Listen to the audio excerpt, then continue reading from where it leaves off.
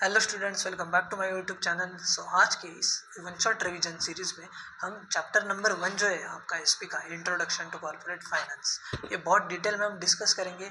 और ये जो सारा डिस्कशन होगा ये मेरे समरी नोट से होगा। तो आपको अगर क्वेश्चन होगा कि सर ये समरी नोट्स हमको मिलेंगे क्या, तो यस बेटा 100% ये समरी नोट्स आपको मिलेंगे। ये समरी नोट्स आपको मेरे व्हाट्सएप ग्रुप में मिलेंगे, जिस व्हाट्सएप ग्रुप की लिंक मैंने इस वीडियो के डिस्क्रिप्शन में ऑलरेडी आपके साथ शेयर की है। ठीक है। और अगर आपको कोई भी डाउट होगा तो इस लेक्चर के बाद मेरे को मैसेज कीजिएगा, मैं सारे आपके डाउट्स इस लेक्चर से रिलेटेड सॉल्व करवा दूंगा। ठीक है। तो आप बहुत अच्छे से ध्यान दीजिएगा, एक एक टॉपिक बहुत अच्छे से हम डिटेल में डिस्कस करेंगे। सबसे पहला आज का जो हमारा टॉपिक है डिस्कशन का, इंट्रोडक्शन। तो इंट्रोडक्शन में हमको क्या दिया है sir, finance is related to money and money management. Finance का मतलब भी क्या होता है सर, पैसा होता है, बराबर। बट सिर्फ पैसा होके चलेगा नहीं, उसको अच्छे से मैनेज भी करता आना चाहिए, बराबर। Finance is related to money and money management. अब ये दूसरा टॉपिक क्या है हमारा, कॉर्पोरेट फाइनेंस। मेरे को एक बात बताओ, फाइनेंस का तो मतलब आपको पता चला, कॉर्पोरेट का मतलब क्या होता है sir, corporate means nothing, just company. क्या होता है कॉर्पोरेट का मतलब, कंपनी। तो corporate finance deals with the raising of finance and using of finance by corporations. Corporate finance में दो चीजें कवर होती है, एक तो पैसा आपको रेज भी करना है, और जो आपने पैसा रेज किया है उसको अच्छे से यूज भी करना है, बराबर। कॉर्पोरेशंस का मतलब क्या होता है, company. Corporate finance means raising and using of finance by corporations. उसके बाद बेसिस ऑफ कॉर्पोरेट फाइनेंस। तो कॉर्पोरेट फाइनेंस में मेनली दो चीजें आती है। कौन सी सर, दो चीजें आती है। एक तो आता है फाइनेंसिंग डिसीजन एंड दूसरा आता है हमारा इन्वेस्टमेंट डिसीजन। देखो मेरे को एक बात बताओ, आपको अगर कोई भी बिजनेस स्टार्ट करना है, कोई भी बिजनेस स्टार्ट करना है, उसके लिए क्या चाहिए सर, कैपिटल चाहिए। तो कैपिटल चाहिए, तो कैपिटल कहाँ से लाए, ये हो गया आपका फाइनेंसिंग डिसीजन।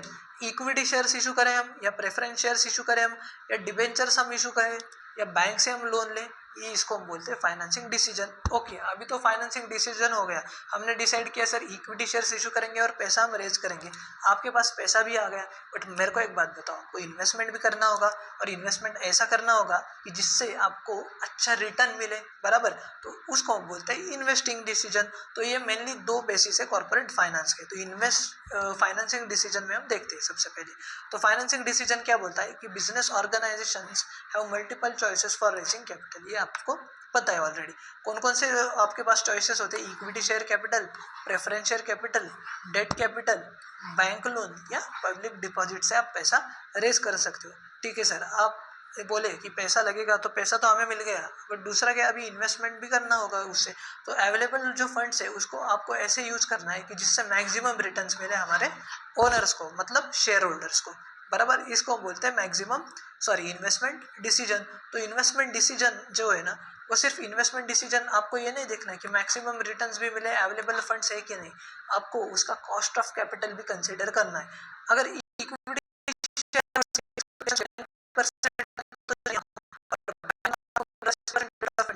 तो मेरे को एक बात बताओ, मोटा मोटा ऊपर से तो आपको दिख रहा है ना कि बैंक लोन दोगे, वो हमारा जो है वो हमारे इंटरेस्ट बचेगा, बराबर। अभी इक्विटी शेयर होल्डर्स को डिविडेंड मिलता है, वो तो प्रॉफिट से मिलता है, और बैंक लोन तो प्रॉफिट नहीं हुआ तो भी आपको देना पड़ता है, ये तो अलग बात है। इसके बहुत सारे डायमेंशंस है, वो तो अभी हम डिटेल में डिस्कशन नहीं करेंगे। ठीक है, जस्ट मैंने एक आपको एग्जांपल दिया।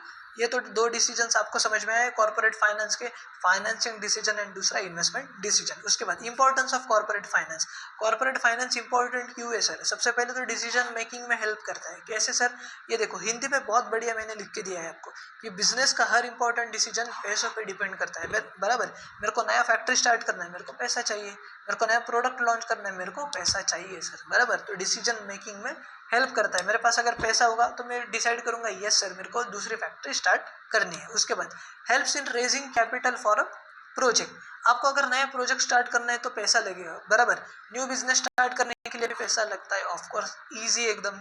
उसके बाद third point, helps in research and development. मेरे को एक बात बताओ कि कोविड में जब मतलब कोविड जब आया था, तो बहुत सारी जो फार्मास्यूटिकल कंपनीज है ना, वो अपना अपना फॉर्मूला डेवलप कर रही थी। क्यों सर, क्योंकि कोविड का वैक्सीन बनाने के लिए, तो वैक्सीन बनाने के लिए रिसर्च एंड डेवलपमेंट बहुत सारा लगा, करोड़ों का खर्चा हुआ था। तो रिसर्च एंड डेवलपमेंट के लिए पैसा चाहिए। रिसर्च एंड डेवलपमेंट करने से क्या होता है, ग्रोथ होती है बिजनेस की। सीरम इंस्टीट्यूट ने कोविड की वैक्सीन बनाई थी, आपको पता है। उन्होंने रिसर्च एंड डेवलपमेंट पे बहुत पैसा खर्च किया था। क्यों सर? उनको पता था कि यस अभी तो जो कोविड है उसमें हमारा सेल भी बढ़ेगा, हमारे बिजनेस की ग्रोथ होगी, बराबर। समाज सेवा करने के लिए तो कोई नहीं बनाता ना। उसके बाद रिसर्च एंड डेवलपमेंट के लिए डिटेल टेक्निकल वर्क चाहिए। अभी सीरम इंस्टीट्यूट को बहुत सारे टेक्निकल पर्सनस को अपॉइंट करना, मतलब टेक्निकल पर्सनस उन्होंने अपॉइंट किए थे, बराबर। दूसरी बात मतलब साइंटिस्ट वगैरह भी थे, तो उनको पैसा भी देना पड़ेगा, तो इन सब के लिए आपको पैसा तो चाहिए। उसके बाद helps in smooth running of business firm. Business चलाने के लिए पैसा तो चाहिए, बराबर। ये बात आपको पता है कि बिजनेस चलाने के लिए पैसा चाहिए, बट कौन कौन से खर्चे होते हैं बिजनेस में? मेनली 3 जो है ना वो इंपॉर्टेंट खर्चे हमारे बिजनेस में होते हैं। एक तो आपके एम्प्लॉय को सैलरी देना पड़ेगा, आपकी अगर फैक्ट्री है उसमें अगर वेजर्स है तो उनको वेजेस देने पड़ेंगे आपको आपने अगर लोन लिया है तो उसका रीपेमेंट करना होगा, और रॉ मटेरियल परचेस करने के लिए आपने को पैसा तो चाहिए सर। यस। उसके बाद next point, it brings coordination between various activities. अभी देखो फाइनेंस से कैसे कोऑर्डिनेशन होता है वेरियस एक्टिविटीज में।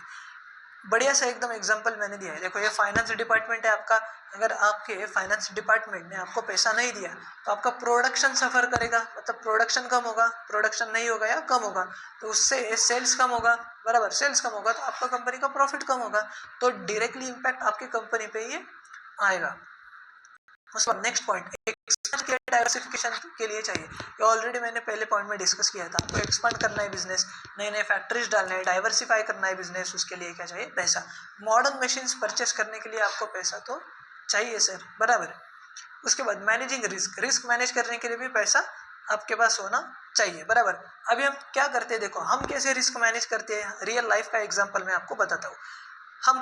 हम क्या करते हैं कि हम समझो किसी का एक्सीडेंट वगैरह हो गया, तो उस केस में पैसा तो लगेगा ऑपरेशन के लिए, तो हम क्या करते हैं उसके पहले हम इंश्योरेंस लेते हैं। हमारी रिस्क जो है ना एक्सीडेंट के बाद जो हमको 10, 12, 15 लाख का जो खर्चा आएगा ना, वो उसको रिस्क कम करने के लिए हम इंश्योरेंस परचेस करते हैं। मतलब हम अल्टीमेटली मैनेज तो करते हैं ना रिस्क, तो ये जो मैनेज करते हैं रिस्क, मतलब इंश्योरेंस जो परचेस करते हैं उसके लिए हमको पैसा देना पड़ता है, बराबर। तो इंडिविजुअल लेवल पे हम देखेंगे तो फाइनेंस तो हमको भी चाहिए रिस्क मैनेज करने के लिए। तो रिस्क देखो कंपनी पे क्या क्या रिस्क आ सकती है sir? Loss due to strikes, employ ने स्ट्राइक कर दी, प्रोडक्शन कम हो गया तो आपका बिजनेस का लॉस होगा। और sudden fall in sales, sales ही कम हो गया, ऑब्वियसली पैसा तो चाहिए इन कंडीशन में। उसके बाद आपको रिप्लेस करना है, ओल्ड एसेट्स को रिप्लेस करना है और नए एसेट्स परचेस करने, पैसा लगेगा। न्यू एसेट्स परचेस करने के लिए पैसा तो लगता है सर, बराबर। उसके बाद payment of dividend and interest. मेरे को एक बात बताओ कि आपने इक्विटी शेयर इशू के, इक्विटी शेयर होल्डर ने आपको पैसा दे दिया, अभी वो क्या समाज सेवा कर रहे हैं क्या रे कि ले जाओ भाई पैसा ले जाओ, ये 10 लाख रुपए ले जाओ और 5 साल के बाद मेरे को सिर्फ 10 लाख रुपए आप दे दो? नहीं सर। तो क्या बोलेंगे, मैं आपको पैसा देता हूँ, मेरे को कुछ तो चाहिए उसके बदले। तो इक्विटी शेयर होल्डर्स को डिविडेंड मिलता है, और क्रेडिटर्स मतलब बैंक लोन वगैरह लिए तो उनको इंटरेस्ट भी पे करना आपको पड़ेगा, तो उसके लिए पैसा तो चाहिए सर। और लास्ट पॉइंट जो है पेमेंट ऑफ टैक्सेस। मेरे को एक बात बताओ, आपने इनकम कमाया तो सबसे पहले जो इनकम पे आपकी नज़र होती है ना, आपकी इनकम पे जिसकी नज़र होती है वो होता है हमारा गवर्नमेंट। क्यों सर? उनको टैक्सेस मिलते हैं ना, बराबर। तो उसके लिए टैक्सेस पे करने के लिए पैसा तो चाहिए कंपनी के पास, दैट्स इट सर, सिंपल। उसके बाद कैपिटल रिक्वायरमेंट्स। देखो 2 कैपिटल्स की रिक्वायरमेंट होती है हर एक बिजनेस को, एक तो फिक्स कैपिटल एंड दूसरा वर्किंग कैपिटल। तो फिक्स कैपिटल का मतलब क्या होता है, ये देखो जो कैपिटल हम यूज़ करते हैं हमारे फिक्स एसेट्स परचेस करने के लिए। फिक्स एसेट्स मतलब क्या sir? Land and building, plant and machinery. ये मैंने ऑलरेडी अकाउंट्स में बहुत डिटेल में आपको करवाया था। अगर आपने मेरे अकाउंट्स के लेक्चर्स नहीं देखे होंगे, उसकी भी प्लेलिस्ट है सेपरेट 11th कॉमर्स की, वो देख लीजिएगा, आपको समझ में आएगा। अभी मैं यहाँ पे डिटेल में डिस्कस नहीं करूँगा कि फिक्स एसेट्स क्या होता है, ये एसपी का लेक्चर है, क्योंकि बराबर जो एसेट्स रीसेल के लिए नहीं होते हैं उसको हम बोलते हैं फिक्स एसेट्स, बराबर। फिक्स एसेट्स मतलब क्या? Land and building. मेरा फर्नीचर का समझो एक बिजनेस है, उसके लिए मैंने एक बिल्डिंग परचेस की, उसमें सारा फर्नीचर का मैंने शोरूम क्रिएट किया है समझो। तो वो शोरूम जो है वो मैं बेचूंगा क्या? नहीं सर, वो तो मैं यूज़ करूंगा, मेरे फर्नीचर का शोरूम है ना, बराबर। तो फर्नीचर बेचने के लिए मैं वो बिल्डिंग परचेस की थी, तो वो लॉन्ग टर्म यूज़ के लिए हमारे लॉन्ग टर्म कैपिटल है, बराबर। बिल्डिंग परचेस की क्यों सर? मेरे को बिजनेस करना है, बिजनेस मेरे को 1 साल करना है क्या? नहीं सर, मेरे को जब तक है जान, जब तक मेरा बिजनेस चलेगा उस वक्त तक मैं वो बिजनेस करूंगा, ये है हमारा long term capital. Fix capital is required for expansion and diversification of business. आपको अगर बिजनेस एक्सपांड करना है, आपको बिजनेस डाइवर्सिफाई करना है, उसके लिए भी फिक्स कैपिटल आपको चाहिए। उसके बाद factors affecting fix capital requirement. देखो ऐसे कौन कौन से फैक्टर्स है कि जिस फैक्टर के वजह से आपकी फिक्स कैपिटल रिक्वायरमेंट चेंज हो सकती है, मतलब एक तो कम हो सकती है नहीं तो ज़्यादा हो सकती है, बराबर। सबसे पहले तो नेचर ऑफ बिजनेस, ये सबसे इंपॉर्टेंट फैक्टर है। आपका अगर ट्रेडिंग बिजनेस है तो आपको फिक्स कैपिटल ज़्यादा लगेगा, huge amount of fix capital is required. And अगर मैन्युफैक्चरिंग बिजनेस है तो relatively small amount of fix capital is required, ठीक है। अभी एग्जाम्पल में मैं आपको बहुत टाइम नहीं दे सकता ये, क्योंकि वन शॉट रिविजन सीरीज है, ठीक है। तो आपको अगर ये सारा डिटेल में सीखना होगा तो हमारे जो डिटेल के लेक्चर्स है वो डिटेल लेक्चर्स आप ज्वाइन कीजिएगा। उसकी कॉस्ट बहुत कम है, जस्ट 5000 रुपीज़ में आपका एसपी का पूरा जो है सिलेबस हम कवर करेंगे with hand written notes, with main notes. उसके बाद साइज ऑफ बिजनेस, मेरे को एक बात बताओ, जिनका बिजनेस बहुत बड़ा है उनको कैपिटल ज़्यादा लगेगा, जिनका बिजनेस बहुत छोटा है उनको फिक्स कैपिटल कम लगेगा। एक बात बताओ मेरे को, मेरा एक चाय का ठेला है, क्या बोला मैंने, चाय का ठेला है, और एक मेरा चाय का दुकान है, तो चाय का शॉप जो है उसके लिए इन्वेस्टमेंट ज़्यादा लगेगा फिक्स कॉस्ट, या मेरा चाय का ठेले के लिए। चाय का मेरा अगर शॉप होगा तो मेरे को शॉप का रेंट देना पड़ेगा, बराबर, मंथली रेंट फिक्स होगा। या मैंने समझो एक शॉप ही परचेस किया तो फिक्स कैपिटल तो लगेगा। चाय का ठेला मतलब क्या, झाड़ के नीचे बैठूंगा लगाऊंगा मैं, तो फिक्स कैपिटल कम लगेगा सर। उसके बाद स्कोप ऑफ बिजनेस, आपका अगर लार्ज स्केल पे बिजनेस है तो फिक्स कैपिटल तो ज़्यादा लगेगा, अगर स्मॉल स्केल बिजनेस है तो फिक्स कैपिटल कम लगेगा। ईजी एकदम। ये जो है ना, ये पॉइंट्स जो दिए ना मैंने, सिर्फ ये आप डिस्कस कर सकते हो, सॉरी आप लिख सकते हो एग्जाम में, इसलिए मैंने इसमें कुछ कंटेंट नहीं दिया है, ये तो लॉजिकल पॉइंट्स है। उसके बाद एक्सटेंट ऑफ लीज और रेंट। लीज और रेंट का मतलब क्या होता है सर, रेंट मतलब क्या, समझो मैंने 11 महीने का कॉन्ट्रैक्ट किया और मैंने शॉप परचेस किया, शॉप रेंट पे लिया, तो शॉर्ट टर्म पीरियड के लिए हम जो रेंट पे लेते हैं ना शॉप, उसको हम रेंट पे बोलते हैं। और अगर मैंने लॉन्ग टर्म के लिए कोई शॉप लिया है रेंट पे तो उसको हम लीज बोलते हैं। मतलब क्या, मैंने 10 साल का कॉन्ट्रैक्ट किया है कि ये शॉप मेरे को यूज़ करने के लिए चाहिए, उसको हम लीज बोलते हैं। आप इतना अभी समझो। उसके बाद ये देखो, ये एसेट्स जो है ना, एसेट्स हम एक तो परचेस कर सकते हैं, नहीं तो हम लीज पे ले सकते हैं। सर एसेट्स परचेस अगर करेंगे तो हमको फिक्स कैपिटल तो ज़्यादा लगेगा, और अगर हमने एसेट्स लीज पे लिए, मतलब क्या रेंट पे लिए, तो उस केस में lesser amount of fix capital is required. क्योंकि आपको, मेरे को एक बात बताओ, समझो मेरा अभी क्लास है, मेरे को एक क्लास सेटअप करना है, ठीक है, कॉमर्स के स्टूडेंट्स के लिए। मैंने क्या किया, मैंने एसी परचेस किया, 10 एसी परचेस किए मैंने, 40,000 ईच, तो मेरे को इन्वेस्टमेंट लगेगा सर 4 लाख रुपीज़, मतलब फिक्स कैपिटल लगेगा 4 लाख रुपीज़। और अगर मैंने ऐसे लीज पे लिए, मतलब क्या रेंट पे लिए मैंने, तो उस केस में मेरे को ईयरली उसका क्या करना होगा, उसका रेंट पे करना होगा। तो समझो मेरे को रेंट देना पड़ता है 10K पर मंथ, बराबर, मेरे को 1,20,000 ईयरली देना पड़ेगा। मतलब अभी के लिए इन्वेस्टमेंट तो कम होगी मेरी, लॉन्ग टर्म में मेरे को परचेस ही फेवरेबल होगा, क्योंकि क्या है कि मेरे को वन टाइम इन्वेस्टमेंट है। अगर मैं हर साल रेंट पे करूँगा एसी का तो मेरे को तो 10-12 लाख देना पड़ेगा 10 साल के लिए, और इस केस में मैंने सिर्फ 4.5 लाख या 5 लाख में मेरा वो इन्वेस्टमेंट हो जाएगा, ठीक है। उसके बाद अरेंजमेंट ऑफ सब कॉन्ट्रैक्ट, आउटसोर्स किया आपने, अगर सम प्रोडक्शन प्रोसेसेस, कुछ प्रोडक्शन प्रोसेसेस आपने आउटसोर्स किए, तो उस केस में फिक्स कैपिटल रिक्वायरमेंट आपको कम होगी। और पूरा का पूरा आप ही इन हाउस मैनेज कर रहे हो तो उस केस में आपको फिक्स कैपिटल तो ज़्यादा लगेगा। उसके बाद एक्विजिशन ऑफ ओल्ड एसेट्स, आपको अगर समझो न्यू एसेट्स करने के लिए तो बराबर, बट आपने क्या किया, सेकेंड हैंड एसेट्स परचेस किए, तो relatively come amount of fix capital आपको लगेगा, that's it. International conditions, international conditions जो है ये फैक्टर सिर्फ इंपॉर्टेंट होता है एमएनसी के लिए, मल्टीनेशनल कंपनीज के लिए। कोई कुछ कंट्री में बवाल हो गया है, जैसे वॉर्स वगैरह चल रहे हैं, तो उस केस में इम्पैक्ट तो आता ही है, बराबर। तो उस केस में क्या है ना, इन्वेस्टमेंट्स वगैरह आपको ज़्यादा लगेगी। क्यों सर, क्योंकि मेरे को अगर पता है कि 2 महीने के बाद वॉर स्टार्ट होगा, तो मैं क्या करूँगा कि मेरे को लग रहा है कि प्राइसेस तो हाइक होंगे इस चीज़ के, तो वो पर्टिकुलर चीज़ मैं अभी परचेस करूँगा और उसमें ज़्यादा इन्वेस्टमेंट करूँगा, तो उसके लिए मेरे को फिक्स कैपिटल अभी के लिए तो लगेगा। And last point, trend in economy, economy में कैसा ट्रेंड चल रहा है। If the company is performing well, आपकी कंपनी बहुत बढ़िया चल रही है सर, बहुत सेल हो रहा है आपका, प्रॉफिट मार्जिन भी अच्छा है आपका, profitable company, and there is an stable economic conditions, हमारा कंट्री का जो इकोनॉमिक कंडीशंस है बहुत स्टेबल है, सब अच्छे से चल रहा है, तो ओनर क्या करता है, इन्वेस्ट करता है huge capital to acquire fix assets to increase the production and earn profit. Easy sir, ये 10 पॉइंट्स आपको याद आ गए क्या? अभी एक काम करो, 2 मिनट का ब्रेक लो और ये सारे जो पॉइंट्स है एक बार रीड करो, ठीक है। मैं भी यहाँ पे आपके साथ ही रुक रहा हूँ, जस्ट 2 मिनट का हम ब्रेक लेंगे और उसके बाद हमारा जो वर्किंग कैपिटल वाला टॉपिक है वो स्टार्ट करेंगे। ये कंज्यूमर प्रेफरेंस जो है, एक कंज्यूमर प्रेफरेंस में कोई नहीं है सर कि डिमांडिंग प्रोडक्ट्स में आपको ह्यूज इन्वेस्टमेंट लगेगा डिमांड को फुलफिल करने के लिए, ठीक है। अच्छे से रीड कीजिएगा, कुछ डाउट होगा तो मेरे को बताइएगा। ओके सर, नेक्स्ट जो हमारा टॉपिक है working capital. So working capital का मतलब क्या होता है, जो कैपिटल हमको लगता है हमारे day to day business operations manage करने के लिए, उसको बोलते हैं working capital. Sir day to day business operations मतलब क्या, आपको पे करनी, रॉ मटेरियल का बिल करना है, ये क्या होगा सारा आपका day to day business manage करने के लिए जो खर्चे लगते हैं, बराबर।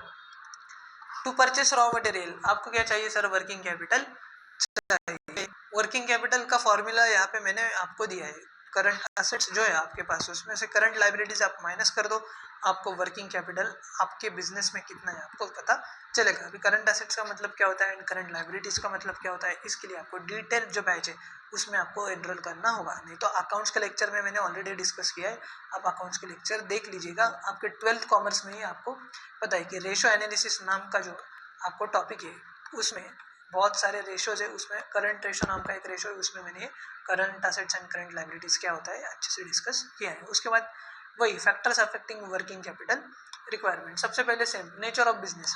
सर अगर आपका डेली यूज प्रोडक्ट्स है तो मेरे को एक बात बताओ कि जैसे हो गया हमारा घी हो गया, हमारा मिल्क हो गया, तो ये क्या है कि इसमें इन्वेस्टमेंट जो है ना, इन्वेस्टमेंट लगता नहीं है, वर्किंग कैपिटल लगता नहीं है, क्योंकि हम प्रोडक्ट जब बेचते हैं तो अल्टीमेटली कैश जनरेट हो जाती है, तो लेस वर्किंग कैपिटल इस केस में हमको लगेगा। बट जो लग्जरियस प्रोडक्ट्स है, मतलब क्या कि मैं टीवी बेच रहा हूँ तो मोस्टली क्या होता है वो क्रेडिट टर्म्स पे हम बेचते हैं, बराबर। बड़े बड़े जो ऑर्डर्स होते हैं क्रेडिट टर्म्स में हम बेचते हैं टीवी। तो मैंने अगर आज ऑर्डर कंप्लीट किया है मेरा और मैंने क्रेडिट पीरियड प्रोवाइड किया है उनको, सर 2 महीने के बाद आप पैसे मेरे को दो, उस केस में मेरे को वर्किंग कैपिटल तो लगेगा ना, क्योंकि एम्प्लॉय की सैलरी है, इलेक्ट्रिसिटी बिल कौन पे करेगा, तो मोर वर्किंग कैपिटल उस केस में सर लगेगा, बराबर। दूसरा size of business, sir size of business पे डिपेंड करता है, मैंने ऑलरेडी आपको बताया था, अगर बड़ा बिजनेस है तो ज़्यादा लगेगा, कम छोटा बिजनेस है तो small amount of working capital is required. Next point जो है हमारा वॉल्यूम ऑफ सेल्स। अगर सेल्स आपका बढ़ रहा है तो वर्किंग कैपिटल भी ज़्यादा आपको लगेगा, क्योंकि आप अगर क्रेडिट ही दोगे तो उस केस में आपको बिजनेस चलाने के लिए पैसा तो चाहिए, तो आपको वर्किंग कैपिटल की रिक्वायरमेंट ज़्यादा होगी उस केस में। उसके बाद है हमारा प्रोडक्शन साइकिल। प्रोडक्शन साइकिल का मतलब क्या होता है, it is the process of converting raw material into finish products. Raw material से फिनिश प्रोडक्ट तक का जो सफ़र होता है, फिनिश प्रोडक्ट बनाने तक का सफ़र जो होता है उसको बोलते हैं प्रोडक्शन साइकिल। यहाँ पे एक बढ़िया सा एग्जांपल दिया है मैंने, रॉ मटेरियल है हमारा vada pav, sorry raw material है हमारा पोटैटोज, उससे हम बनाते हैं वड़ा पाव। तो वड़ा पाव हमारा फिनिश प्रोडक्ट है, रॉ मटेरियल हमारा पोटैटोज है, बराबर। तो उसको हम बोलते हैं प्रोडक्शन साइकिल। तो ये सर हमको समझना है, ये देखो यहाँ पे मैंने दिया है, अगर मैन्युफैक्चरिंग साइकिल मतलब प्रोडक्शन साइकिल आपकी शॉर्ट है तो less working capital is required. मतलब क्या, समझो अगर मैंने आज पोटैटोज परचेस किए, आज ही वड़ा पाव मैंने बनाए और आज ही बेचे, तो ये जो है प्रोडक्शन करने तक का सफ़र है। तो ये डे टू डे एक्टिविटी है मेरी, वड़ा पाव मैं बेचूंगा डेली और मेरे को पैसा मिलेगा। तो उस केस में वर्किंग कैपिटल की ज़रूरत ही नहीं है, क्योंकि अल्टीमेटली डे टू डे तो मेरे पास कैश फ्लो आ रहा है ना, बराबर। तो मैन्युफैक्चरिंग साइकिल अगर शॉर्ट होगी तो आपको वर्किंग कैपिटल कम लगेगा। बिजनेस साइकिल, अगर इकोनॉमी में आपकी बूम है, मतलब बहुत बढ़िया चल रही है इकोनॉमी, सेल्स इंक्रीज होंगी, बराबर। इन्वेस्टमेंट जो है स्टॉक में आपको ज़्यादा करनी होगी, क्यों सर, प्रोडक्शन बढ़ाना होगा, क्योंकि इकोनॉमी में बूम चल रहा है, सेल्स बढ़ रहा है, तो इन्वेस्टमेंट भी आपको करना होगा, उसके लिए एडिशनल वर्किंग कैपिटल आपको लगेगा। That's it. Terms of purchase and sales, अगर सेल्स आप क्रेडिट पे कर रहे हो और परचेसेस कैश पे कर रहे हो, मतलब क्या भाई, तुम क्रेडिट पे माल तो बेच रहे हो, बट जो जिससे तुम रॉ मटेरियल परचेस कर रहे हो सर उसको तो कैश ही चाहिए, वो बोलता है हम नहीं देंगे बेटा आपको, हम क्रेडिट पीरियड आपको नहीं देंगे, तो उस केस में आपको वर्किंग कैपिटल तो लगेगा ना ज़्यादा। मतलब आप परचेस कर रहे हो कैश में और सेल कर रहे हो क्रेडिट में, तो उस केस में आपको 1 महीने का अगर क्रेडिट पीरियड दिया तो आपको पैसा तो लगेगा, बराबर। उसके बाद ग्रोथ एंड एक्सपेंशन है, ये तो डिस्कस करने के लिए ज़रूरत नहीं, हमने ऑलरेडी डिस्कस किया था। ग्रोथ एंड एक्सपेंशन के लिए वर्किंग कैपिटल भी लगेगा, जैसे फिक्स कैपिटल लगेगा इन्वेस्टमेंट में, मशीन्स परचेस करने के लिए, बिल्डिंग परचेस करने के लिए, तो वैसे वर्किंग कैपिटल भी हमको 100% लगेगा। और क्रेडिट कंट्रोल, अभी क्रेडिट कंट्रोल का मतलब क्या होता है ये देखो, क्रेडिट कंट्रोल पॉलिसी अगर आपकी साउंड है तो लेस वर्किंग कैपिटल लगेगा, और क्रेडिट कंट्रोल पॉलिसी आपकी लिबरल है वो मोर वर्किंग कैपिटल लगेगा। क्रेडिट कंट्रोल पॉलिसी मतलब यही कि आपके टर्म्स एंड कंडीशंस क्या है परचेस एंड सेल के। यस, अभी लास्ट जो टॉपिक है हमारा इस चैप्टर का, capital structure. Sir capital structure क्या आता है कि हम डिफरेंट सोर्सेस से जो पैसा रेज करते हैं उसको हम बोलते हैं कैपिटल स्ट्रक्चर, बराबर। तो कैपिटल स्ट्रक्चर में मेनली दो टाइप्स ऑफ कैपिटल्स होते हैं, एक तो ओन्ड कैपिटल और दूसरा होता है हमारा बोरोड कैपिटल। ओन्ड कैपिटल को आप बोल सकते हो घर का पैसा, क्या बोला मैंने, घर का पैसा, और इसको हम बोलते हैं बाहर का पैसा या उधार वाला पैसा, ठीक है। ओन कैपिटल में तीन चीज़ें, equity share capital, preference share capital, reserves and surplus, and borrowed capital में डिबेंचर्स एंड लोन्स। तो अभी ये जो है ना पूरा डिटेल में डिस्कशन हमने किया है चैप्टर नंबर 2 में। तो चैप्टर नंबर 2 इसका ये सर, तो इस केस में ये चैप्टर हो गया हमारा ख़त्म। आई होप सो आपको बहुत अच्छे से समझ आया होगा। आप अगर बोलोगे कि सर हमको ये जो क्या बोलते हैं इसको डिफरेंस बिटवीन भी करा दो ना, तो मेरे को एक बात बताओ बेटा, मैंने यूट्यूब चैनल पे टॉप 30 मोस्ट इम्पॉर्टेंट क्वेश्चन नाम की एक सीरीज स्टार्ट की थी, ठीक है। उसमें मैंने सारे जो आपके क्या बोले डिफरेंस बिटवीन वो मैंने डिस्कस किए। तो ये जो वन शॉट रिवीजन सीरीज है इसमें मैं डिफरेंस बिटवीन तो कवर नहीं कर पाऊँगा, ठीक है। यस बेटा, आज के लिए बस इतना ही। अगर आपको ये लेक्चर पसंद आया होगा तो लाइक कीजिए, चैनल को सब्सक्राइब कीजिए, अपने दोस्तों के साथ भी ज़रूर शेयर कीजिएगा। और आपको अगर ये लेक्चर पसंद आता होगा तो प्लीज़ यार कमेंट करते जाइए, मेरे को भी मोटिवेशन मिल जाता है। ऐसे बहुत बढ़िया सा वीडियो, बेहतरीन वीडियोज़ मैं आपको यूट्यूब पर शेयर करूँगा। बस आपको कमेंट करना है, आपको दोस्तों के साथ शेयर करना है। Tata bye bye.